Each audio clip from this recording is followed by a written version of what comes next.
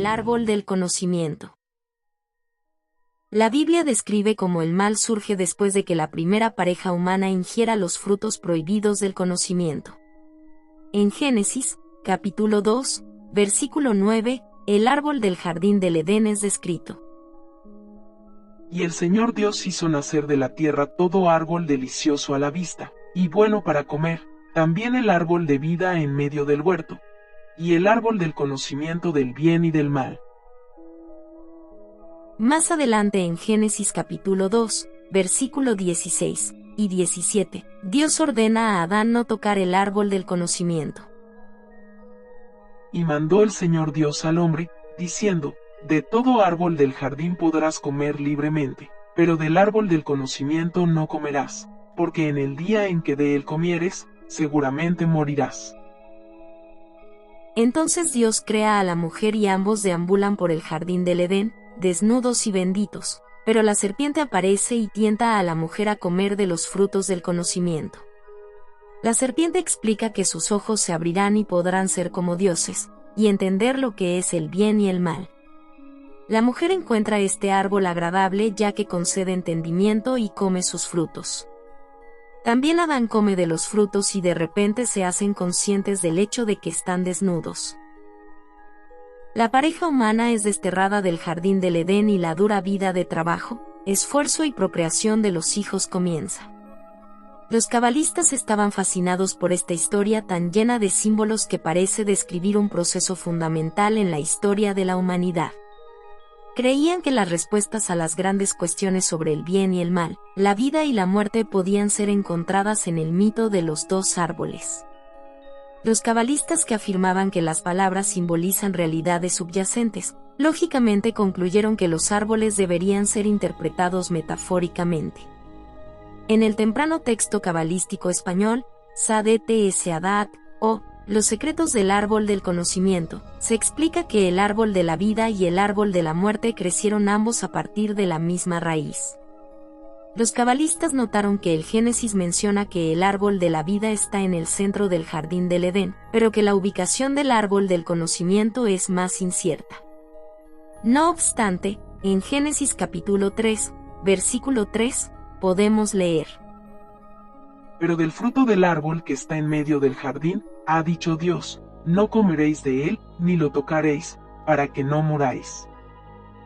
El árbol del conocimiento también parece estar localizado en el centro del jardín del Edén. Los cabalistas creían que los árboles deben haber crecido a partir de la misma unidad. El Sadet Sadat explica: Tú ya sabes que el árbol de la vida y el árbol del conocimiento son el mismo árbol por abajo, pero dos diferentes árboles por arriba. El árbol del conocimiento viene del lado septentrional, pero el árbol de la vida viene del lado oriental, de donde la luz emana a todo el mundo, y el poder de Satán está. El texto además describe que el árbol de la vida está caracterizado por el instinto del bien y las cualidades de la paz y la armonía. Durante el tiempo en que los dos árboles no están separados, el árbol del conocimiento y el mal potencial que están en el norte son inofensivos, pero cuando Adán arranca el fruto del árbol del conocimiento, la unidad de los árboles se rompe y Satán se libera, por lo tanto ya es capaz de actuar. El mal potencial que estaba equilibrado por el árbol de la vida se hace real y se convierte en una fuerza activa en el mundo, con el resultado de que Satán ataca, pone a prueba y tienta a los israelitas. La cábala se refiere a esto como cortar las plantas, o también como Kitsut Sanetiut, y es en el sendero del mal sobre el que las partes son separadas de la unidad. El Sadit Sadat explica que el instinto del mal interviene cuando Adán ha arrancado del árbol los frutos del conocimiento. Los lados inferiores del hombre son separados de los superiores y Adán se convierte en Adán Belial y se da acción libre a Satán, el instinto del mal y el ángel de la muerte. Una interpretación común entre los cabalistas es que la separación entre el árbol del conocimiento y el árbol de la vida resulta en un conocimiento indiferente de la vida tal y como Dios la creó.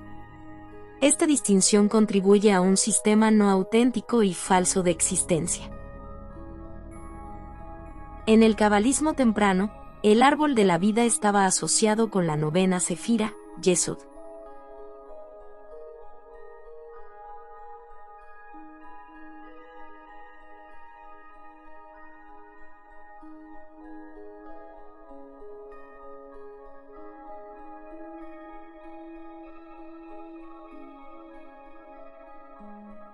El árbol de la vida se corresponde con la última sefira, Malkut, en la que tanto el lado unificador de Yesod como la fuerza desintegradora de Geburah están activos. Las 10 sefirot deberían estar en una unidad equilibrada.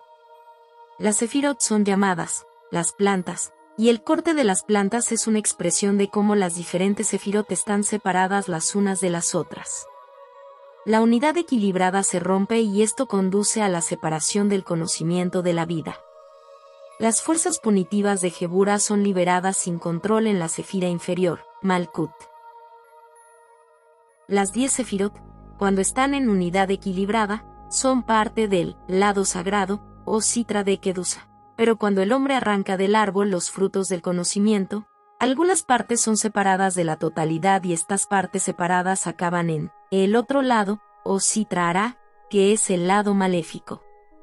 El lado sagrado es el mundo de la unidad, mientras que el lado maléfico es el mundo de la multiplicidad. En Tikkunei Zohar se explica que el que mueve un objeto de su lugar, sacándolo de su dominio, es visto como uno que se acerca al árbol de la vida por sus raíces y lo coloca en el extraño mundo. El mundo de la multiplicidad. El mundo de Sabbatai, el mundo del sombrío Sitra Hará. Después de que la primera pareja humana comiera del árbol del conocimiento, la humanidad fue exiliada del paraíso.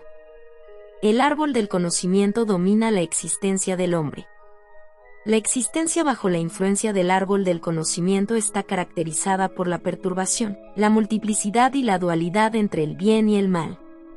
El Zohar declara que los dos árboles representan dos posibilidades diferentes en las que el hombre puede vivir. El árbol de la vida representa una existencia utópica y paradisíaca más allá de todas las limitaciones y fronteras. El árbol del conocimiento representa la distinción y separación, la necesidad de las leyes y decretos de la tradición. El árbol del conocimiento gobierna la presente situación del hombre y solo siguiendo y cumpliendo las normas y leyes que se asocian a este árbol puede el hombre reconectar con el árbol de la vida. Conclusión. El relato del árbol del conocimiento, narrado en el Génesis, es uno de los mitos más profundos y simbólicos de la tradición judeocristiana.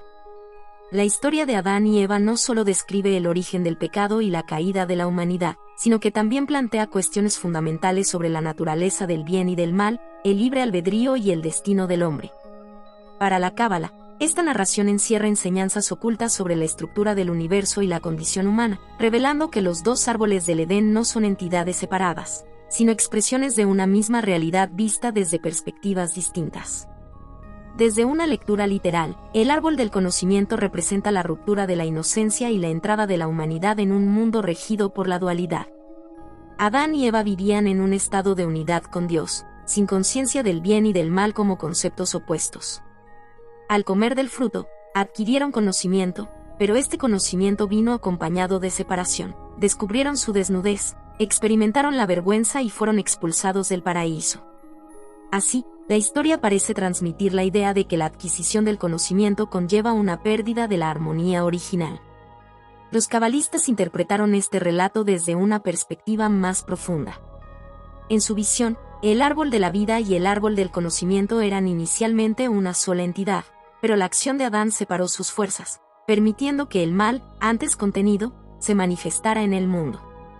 Esta idea está relacionada con el concepto de Quetzalcoatl, el corte de las plantas, que describe cómo la desintegración del equilibrio cósmico permite la proliferación del caos. Según esta interpretación, el mal no es una fuerza autónoma ni creada por Dios, sino el resultado de una desarmonización de la realidad. En términos cabalísticos, el árbol de la vida representa la unidad, la integración y la armonía, mientras que el árbol del conocimiento simboliza la fragmentación y la multiplicidad.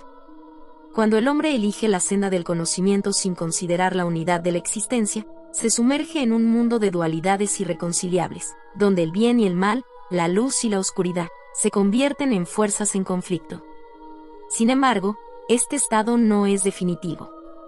La Cábala sugiere que el propósito del ser humano es restaurar la armonía original, uniendo nuevamente las fuerzas dispersas y reintegrando el árbol del conocimiento con el árbol de la vida.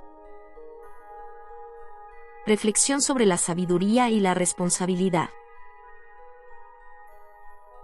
El mito del árbol del conocimiento nos invita a reflexionar sobre la naturaleza del saber y sus consecuencias. A lo largo de la historia, la humanidad ha buscado incansablemente el conocimiento, creyendo que este es la clave para el progreso y la evolución. Sin embargo, el relato del Génesis nos advierte que el conocimiento no es neutral, trae consigo responsabilidad y, si se usa sin sabiduría, puede generar caos en lugar de armonía. En nuestra era moderna, vivimos bajo el dominio del árbol del conocimiento. Hemos desentrañado los misterios del universo, dominamos la tecnología y hemos alcanzado un poder sin precedentes sobre el mundo natural. Sin embargo, ¿hemos aprendido a usar este conocimiento con prudencia? La fragmentación del saber, la pérdida de la conexión con la naturaleza y la falta de una visión unificada de la existencia nos han llevado a un mundo de crisis ecológicas, conflictos y alienación.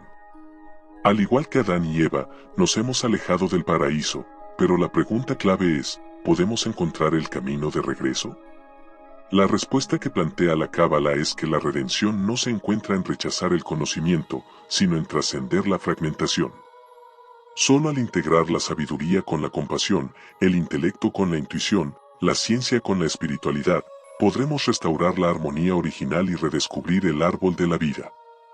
Así, el mito del Génesis no es solo una historia del pasado, sino una enseñanza viva que nos insta a buscar la unidad en medio de la multiplicidad y a usar nuestro conocimiento para el bien en lugar de la destrucción.